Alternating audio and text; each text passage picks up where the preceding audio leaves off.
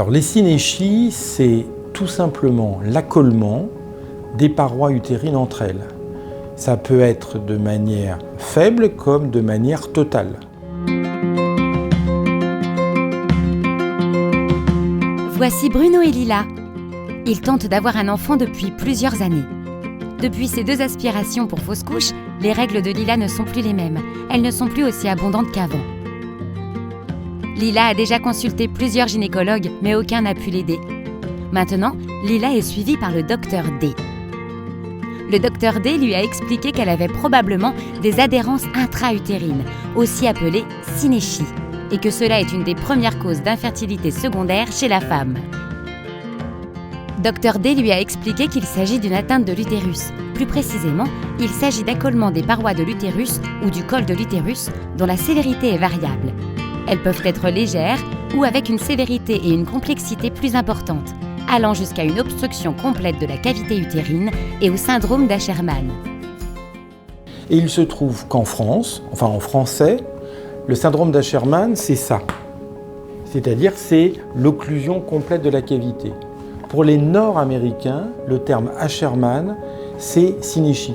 Donc il faut faire attention à l'interprétation quand on lit, de connaître cette nuance linguistique entre l'anglais et le français. En fonction de l'importance de la synéchie, on va voir quels sont les signes cliniques qui peuvent coexister avec cette synéchie. Par exemple, sur les synéchies type 1, où il y a des petites zones d'accollement, la surface de l'endomètre est altérée, mais un peu.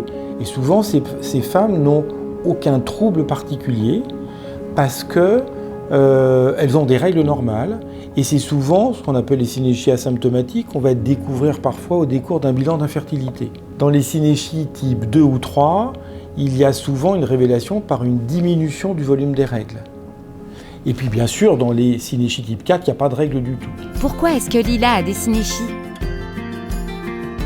Les synéchies peuvent se développer si la muqueuse utérine, l'endomètre, est endommagée lors d'un acte chirurgical ou obstétrical.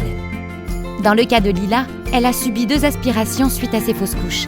Elles ont endommagé l'intérieur de son utérus.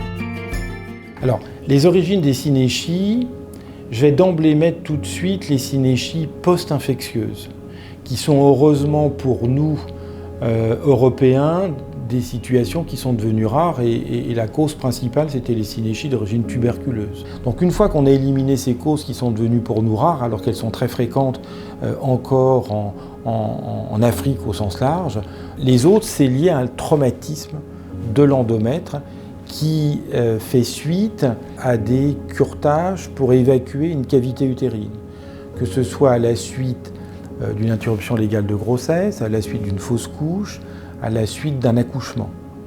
Alors, quand il y a un antécédent de fausse couche ou d'IVG, la probabilité d'avoir des synéchies n'est pas très importante. Mais quand on regarde en santé publique, on sait que parmi les femmes qui accouchent dans une maternité, par exemple comme la mienne, où il y a 3500 accouchements par an, 50% des femmes ont un antécédent d'au moins une fausse couche ou une IVG. Et à partir de 2 et surtout voire 3, c'est là que le risque devient important parce qu'on estime qu'avec 3 antécédents d'évacuation d'une cavité utérine en début de grossesse, le risque de synéchie est de l'ordre de 50%.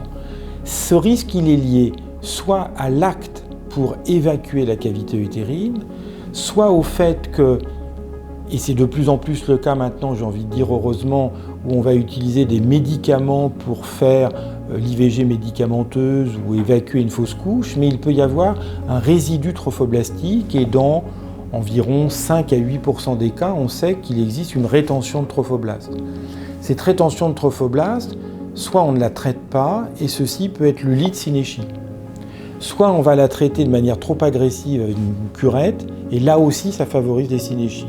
C'est la raison pour laquelle, depuis plus de 10 ans, on dit que dans ces situations de rétention trophoblastique, il faut surtout opérer les patientes en hystéroscopie. Donc ça, c'est vraiment un des grands facteurs de risque de synéchie. Les autres facteurs de risque, il y a toute la chirurgie, hystéroscopie, qui devient de plus en plus fréquente et qui est d'autant plus fréquente que Les patientes, pour des raisons sociétales, souhaitent garder de plus en plus tardivement leur souhait d'avoir des enfants. Ce qui fait que la première question qu'on pose à une patiente qui vient pour un traitement d'un fibrome, d'un polype ou autre chose, c'est « Souhaitez-vous garder vos possibilités de grossesse ?» Si la réponse est oui ou « Je ne sais pas », ça veut dire qu'elles veulent, en tout cas, il faut tout faire pour garder. Ce qui veut donc dire qu'il faut qu'au niveau de nos techniques, on soit extrêmement précautionneux. Ensuite, on peut avoir des causes au décours d'accouchement. Alors au décours d'accouchement, il y a les rétentions de placenta dont je parlais tout à l'heure, c'est la même assimilation pour les fausses couches. Et puis il y a les situations un peu extrêmes où il y a des anomalies de placentation, donc on appelle le placenta accreta, c'est-à-dire que le placenta qui est totalement imbriqué dans la paroi utérine. On vous en parlera plus tard sur les conséquences sur les grossesses des synéchies, mais quand on est amené à traiter ça, et parfois on va laisser le placenta en place, et quand on va le retirer, on sait que c'est facteur de synéchie. Et puis parfois il y a des hémorragies utérines où on va faire des capitonnages. Là aussi, c'est des gestes qui favorisent les synéchies. Il faut en gros que dans les 6 ou 12 mois qui suivent ces accouchements, on va dire traumatiques, il y a un contrôle qui soit fait pour éliminer. Parfois, au décours de césarienne, il peut y avoir, tout simplement, en raison du traumatisme que la césarienne amène, il peut y avoir des synéchies.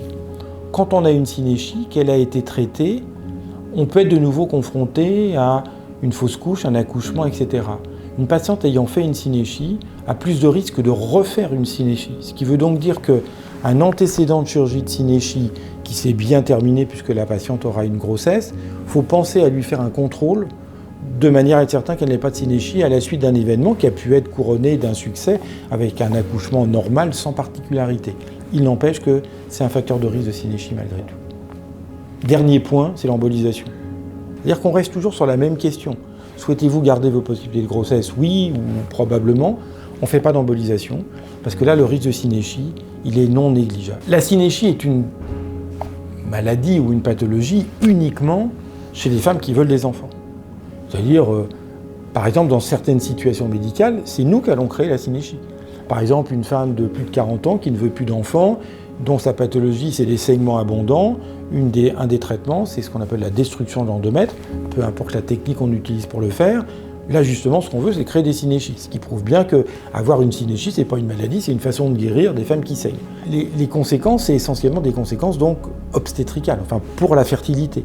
Je suis Jésabelle, j'ai 40 ans, 2 enfants, et je suis référente synéchie au sein du collectif BAMP. J'ai contracté des synéchies suite à mon premier accouchement. J'ai été tombée enceinte très facilement de mon fils et j'ai eu une révision utérine lors de cet accouchement qui a généré des synéchies notamment liées à une rétention placentaire, mais on ne s'en est pas rendu compte tout de suite. On s'en est rendu compte 2 ans et demi après, lorsque nous avons eu un désir de deuxième enfant, et que mes règles étaient vraiment très diminuées, donc c'est l'oligoménorrhée, suite à l'arrêt de ma contraception, qui était une pilule contraceptive classique. La prise en charge de ma synéchie a été à la fois compliquée et à la fois peut-être simple, je sais pas, au vu des parcours des femmes que je peux entendre autour de moi. Dans un premier temps, le diagnostic a été fait relativement rapidement. C'est après, lors de la première prise en charge chirurgicale, que les choses ont été compliquées. Pourquoi? Parce que le chirurgien vers lequel j'avais été adressée n'était pas compétent dans la prise en charge des synéchies. Je n'ai donc pas eu de suivi hystéroscopique après l'hystéroscopie opératoire. Donc j'ai eu une synéchie isthmique, donc au niveau de l'isthme de l'entrée de l'utérus, qui était consécutive à l'ablation d'un polype qui n'aurait pas dû avoir lieu, puisque cette opération était destinée initialement à enlever la rétention de placenta qui était dans mon utérus. D'une part, et d'autre part, donc l'absence de suivi hystéroscopique ensuite a vraiment laissé libre cours à la formation des synéchies, donc à l'entrée de l'utérus, qui s'est avérée complètement fermée lorsque j'ai pris contact avec un deuxième chirurgien pour avoir un deuxième avis, et qui là a pu traiter correctement les synéchies, me permettre de retrouver une cavité utérine propre à la nidation.